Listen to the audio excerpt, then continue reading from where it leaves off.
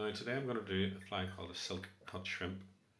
It's based on the alley shrimp. It's attributed to Andy Wren, and it's named after a cigarette called the silk cut. I've put on a tag in silver Legarten tinsel, and I'm just putting on some bucktail, just a sparse bunch, reasonably long, about twice the length of the hook shank. On top of that, I'm going to put in some purple crystal flash, 2 strands which I'll double. We just catch them in on top and then make sure that they're secured on top, and then just double them back, catch them in. Cut 2 of them back short so that they don't stick to each other in the water. On top of that, I'm going to put in some purple Arctic fox. Again, not too much, just to give the tail a little bit of mobility. Again, just catch that in on top, make sure it's positioned, and then tie that down.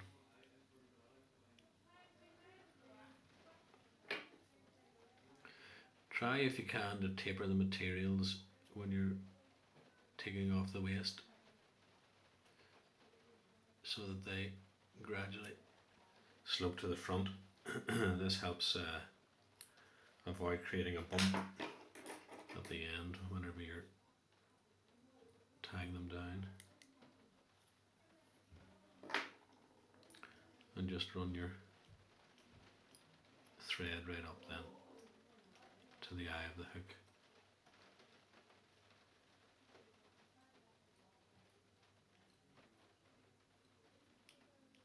Now the body of this fly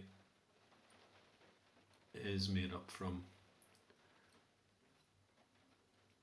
some pearl lurex, which you apply to the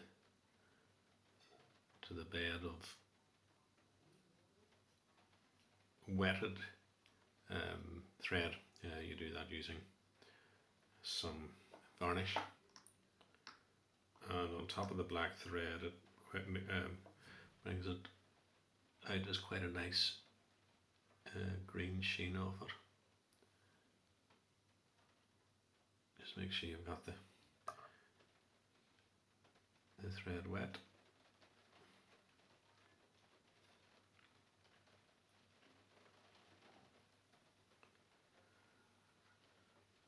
And then catch in your pearl tinsel. Again, if you tie that in underneath. Try and leave a good space at the front, because you've got to tie in a golden pheasant tippet, and that'll slip on the lurex if you don't leave it with a bed of thread. Just take that on touching turns all the way down, and when you get to the tail, just make sure that there's no black thread showing.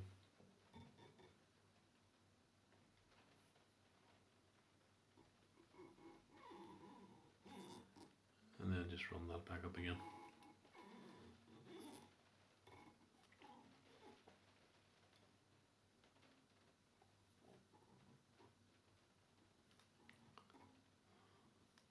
There's no rib to this fly. And once you've done that, just tie it securely at the front. And as usual, remove your loose ends.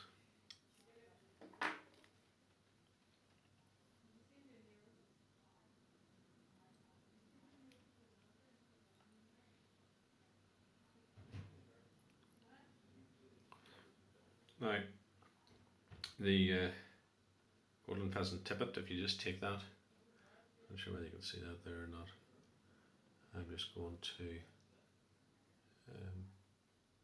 turn it in my fingers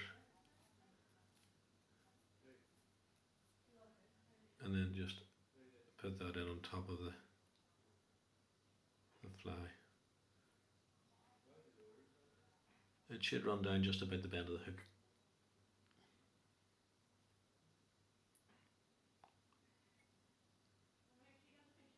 And should lie reasonably horizontal to the hook. Once you're happy with that,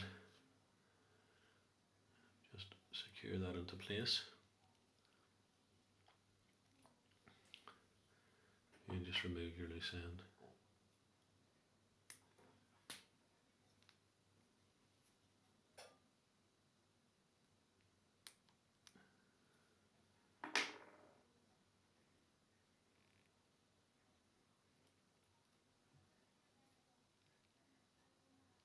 And just tie that down. And then just put a little bit of wax on the thread in preparation for your hackle, which is a purple hackle. The original pattern asks for just a regular purple hackle. I'm using a dyed purple badger hackle here, which I've already folded.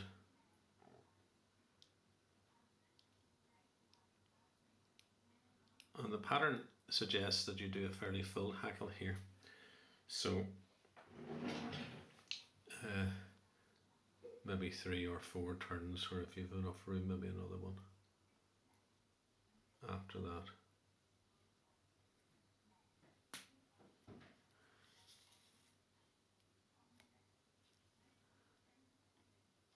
And just as you're turning it, make sure that the fibres are pushed back as you go.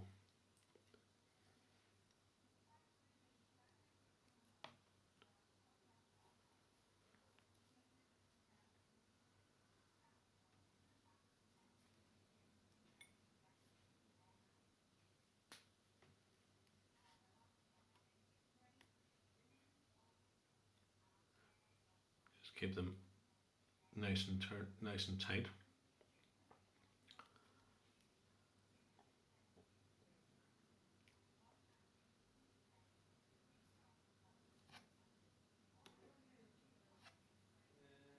And there's 4 in place, and we probably do have enough room for a 5th. The fibres in this hackle are very fine indeed, so the extra turn or 2 won't really have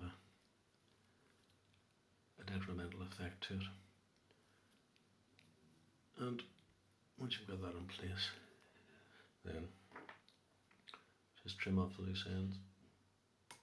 The pattern also suggests that the hackle should be fairly long, so it goes a little bit beyond the tip of the hook where I would normally stop it. And just push back your hackle fibres.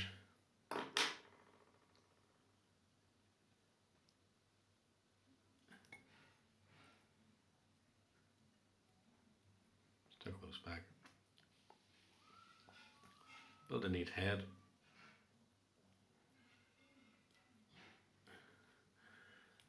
And as usual, do your whip finish.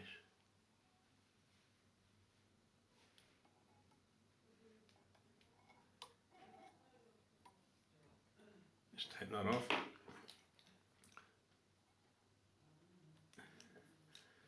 And finally, just put on your coat of varnish. 2 or 3 coats, 24 hours apart, is usually what I use, just to do the bottom of this.